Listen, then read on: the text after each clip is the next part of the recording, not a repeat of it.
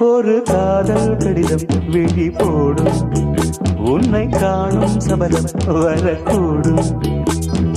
நீ பார்க்கும் பார்வைகள் பூவாகும், நெஞ்சுக்குள் தைக்கின்ற முள்ளாகும்.